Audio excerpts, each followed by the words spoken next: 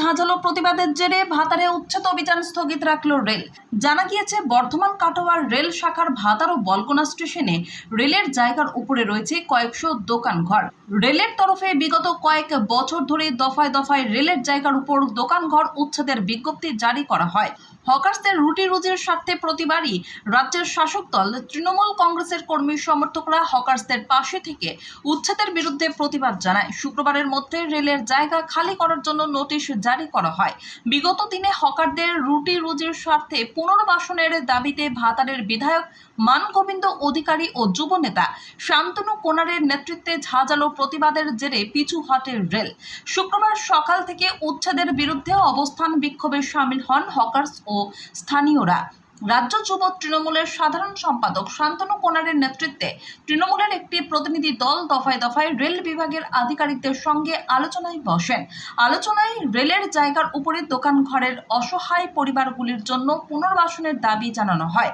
তৃণমূলের প্রতিনিধি দল ও রেল বিভাগের দীর্ঘ আলোচনার পর অবশেষে পিছু হটে রেল। আপাতত উচ্ছেদ প্রক্রিয়া স্থগিত রাখা হয়। ভাতার থেকে শেখ মিলনের রিপোর্ট, 7 দিন টিভি। আলোচনা করে আমাদেরকে রিপোর্ট দেবেন। তো আমি আরেকবার ওনাদেরকে ওখানে যাওয়ার জন্য বলছি, সদুত্তর কিছু পাওয়া গেল কিনা, তার পরবর্তী সিদ্ধান্ত আমরা ঘোষণা করছি। আপনারা আরেকবার যান, গিয়ে কথা বলে আসুন, কি বলতে চাইছেন স্পষ্ট করে সেটা আমরাও জানতে চাই। আলোচনা উত্তর দিচ্ছি বলে ঝুলিয়ে রাখা রেলের এসব তাল বাহানা এবং ভণ্ডামি আমরা অনেক দেখেছি।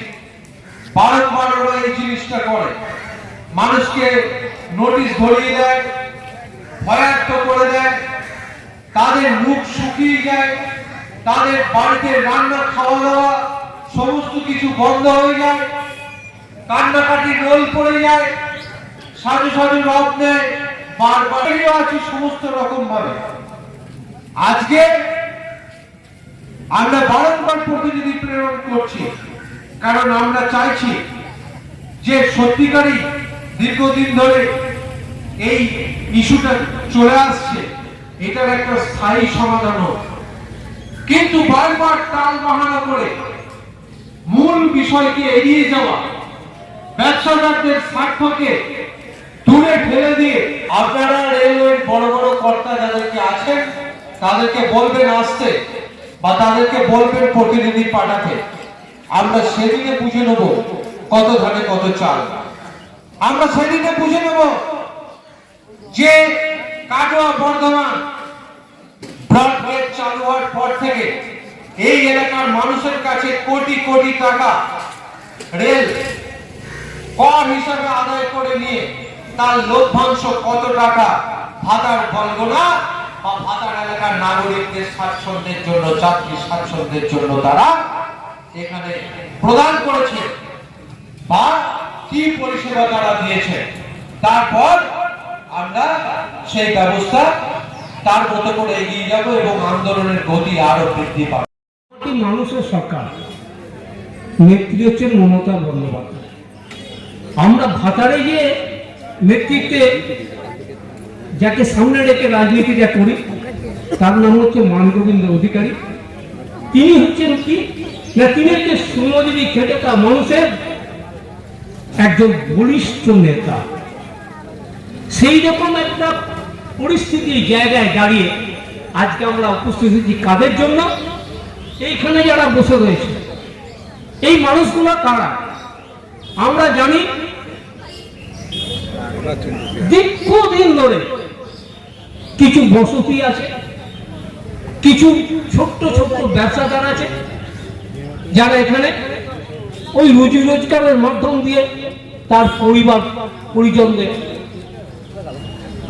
জীবনযাত্রা পালন করেন। সেই রকম পরিস্থিতিতে রেল, আজকে রেল মানে কেন্দ্র সরকার, সেখানে কে সরকার রয়েছে? বিজেপি সরকার। সেই বিজেপি সরকার কি না, বিজেপি সরকারের নিয়মটাই হচ্ছে সব বেচো, সব বেসরকারীকরণ করো, তারা সব ধ্বংস করতে বসেছে।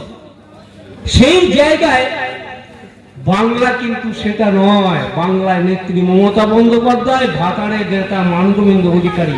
তাই ভাতারের বুকে যদি কোনো রেল দপ্তর মনে করে, বাংলার বুকে যদি রেল দপ্তর মনে করে এই খেটে খাওয়া শ্রমজীবী মানুষদের একটা নোটিশের মাধ্যমে এখান থেকে উচ্ছেদ করে দেওয়া হবে, তাহলে ভুল করছেন।